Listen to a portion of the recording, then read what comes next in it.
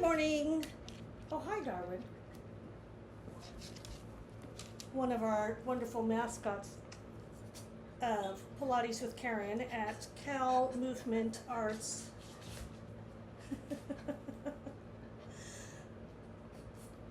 Welcome to a few movements for upper body work, breathing, Pilates-ish. As you can see, I'm still in the process of kind of reorganizing my studio, but that doesn't stop us from doing some down and dirty Pilates, right? And for those of you that are interested in classic Pilates, which means that you follow the lineage of one of Joe's original instructors, this is more contemporary. So I am going to be doing some exercises that are not in the classic repertoire. So don't let your, don't let a bee get in your bonnet. So sit in a position that works for you. You can sit on a block. You can sit on a chair. You can sit on a bed. Make it work for you, okay? And all we're going to do is we're just going to place one hand on our chest and one hand on our abdomen. And we're going to start with a little bit of belly breathing, okay? So this is an awareness exercise. For those of us that might work with some restrictions in the upper body, it's perfect because we need to build awareness in order to change or create any positive affects, okay? So, since I'm a little sweaty, very humid in New York, I'm going to take those glasses off. So breathing in through your nose, just letting your lower abdomen expand, and then breathing out of your mouth and letting it recede back in. You can do this with eyes closed or eyes open. Again, doesn't have any effect on what you're doing right now. Breathing in and breathing out. You can choose to breathe out of your mouth like you're fogging a mirror that is suspended in front of your face. Or you can breathe out through your nose.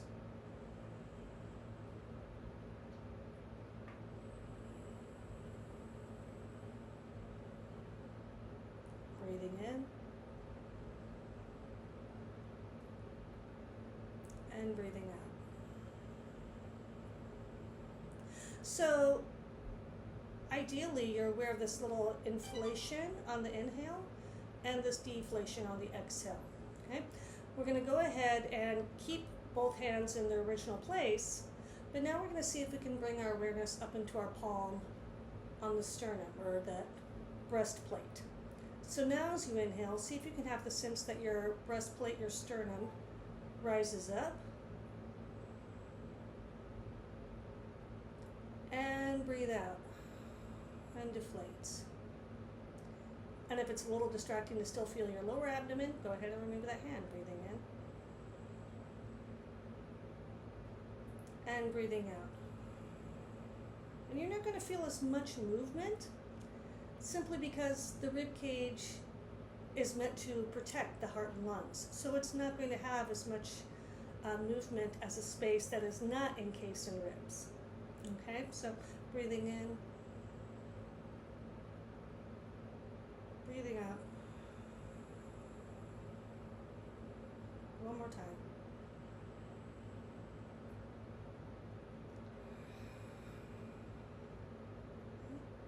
Good.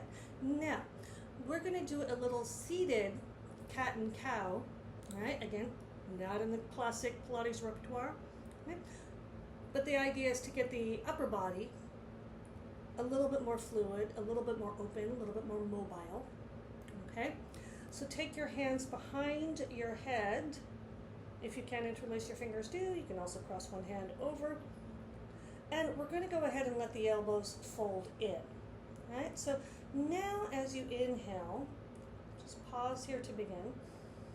And now as you exhale, we're going to think about how the chest and the belly went in on that exhale, and we're going to let the elbows follow. We're going to let the upper spine follow. And then, I'm sorry, I said that wrong. As you exhale, now as you inhale, you're opening, letting the elbows start the extension, and if you like, you can let your head fall back a little bit, and exhaling. So you're letting the upper spine curve. Now, for any of my clients that are working with pectus excavatum, right, you're probably going to notice that you have more movement on the curving forward and less movement on the opening and extending back, and that's fine. Just notice that. If you're post-op, right, then I would really recommend that you make sure that your doctor, your physical therapist has cleared you to do these types of movements, whether it's Ravitch or Nuss. And if you have no idea what that means, don't worry about it, right? For those of you that are working with a pigeon chest, as you curve forward, think about, that softening of the sternum inward. And of course, you're going to notice a little bit more range as you open here. 2 more without me talking.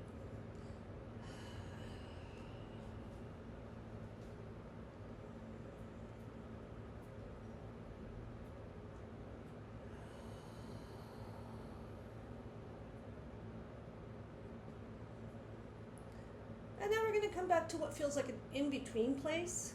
So you're not curved forward, you're not extended back. Okay? And now we're going to do some lateral side bending.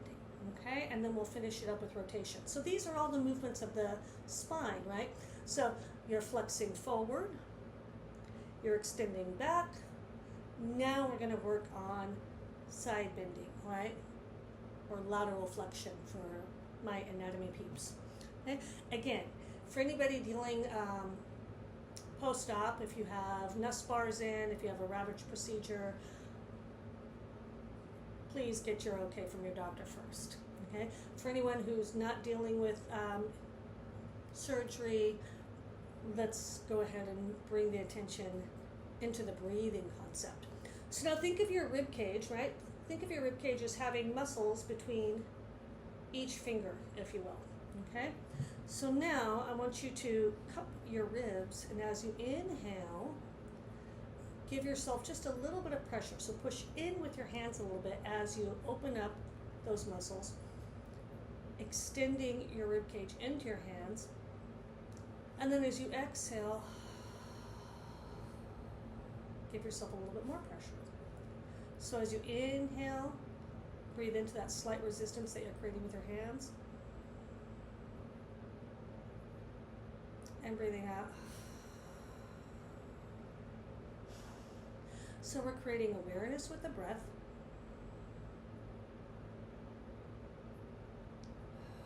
Of the possibilities of your movement in the upper spine via the breath mechanisms.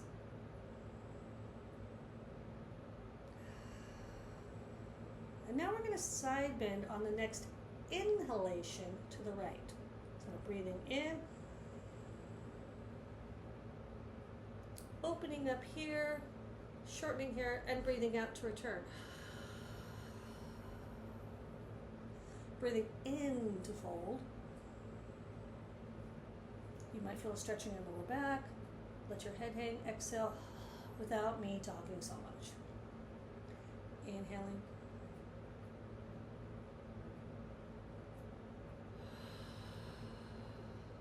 Inhaling.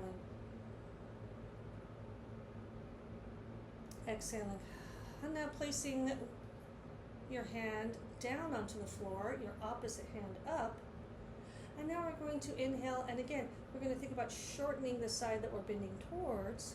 This is now more into the classic repertoire. This is a modified mermaid, right? Mermaid is normally an exercise done on the reformer, not on the mat. And then we're going to add a little rotation here where we bring that hand that was up, we're going to bring it down. And now we're going to breathe in and think of expanding into the back of the rib cage. And breathing out. You are not engaging your core. We're just using the breath, okay? And breathing in.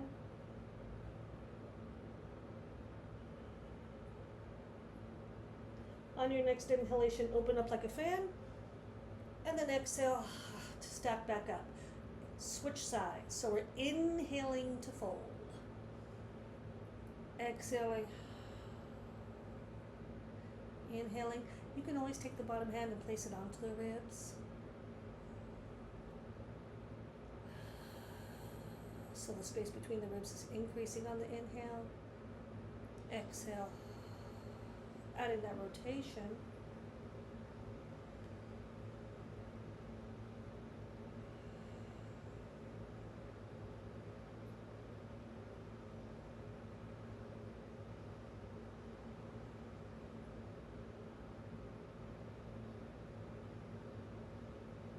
Coming back out.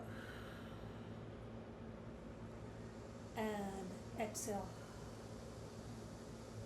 So those are a few of the breathing patterns that we'll use in a Pilates class. You have the belly breathing, which is diaphragmatic breathing, right? You have what is, depending on your instructor's training, you have breastplate, breastbone breathing. You have lateral, right? Side breathing. And then when we rotated and focused into the back, that's posterior, right? Back breathing. So it may not seem like that is a workout, right? But Pilates is, to be kind of silly about it, a work-in. It's about understanding how your movement originates from the center of your body rather than from the external to the internal, right? So internal to the external, right? So the breathing is the vehicle for that. And the breathing is your core engagement. Nothing happens without that breathing. And we get breathing restrictions from congenital misalignments. I don't want to say deformities. That was the old term, and it's, I think, really off-putting. So misalignments, injuries, stress, etc.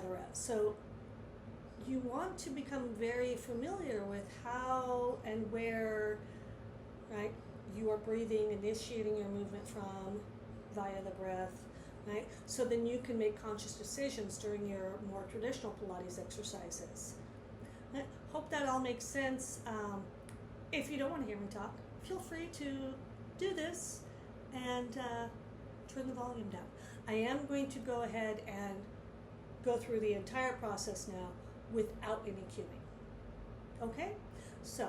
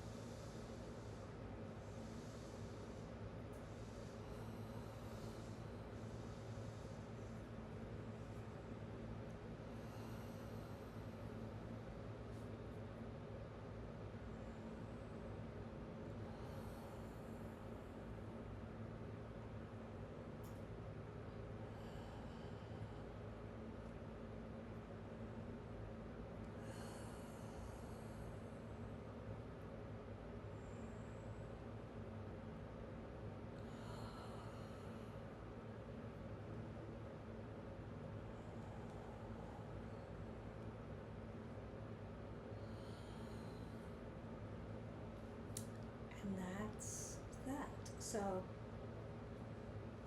when you're sitting, when you're getting ready for your Pilates routine, you're at work, you're feeling a little funky in your body, you want to create awareness, come back to the breathing. Okay? I hope that was useful, and I would love to hear feedback, comments, etc., because as always, this is for you, and the more I hear what's useful and what's not, the more I can give you information that you can then take onto your movement journey. Have a wonderful rest of your day, evening, whatever.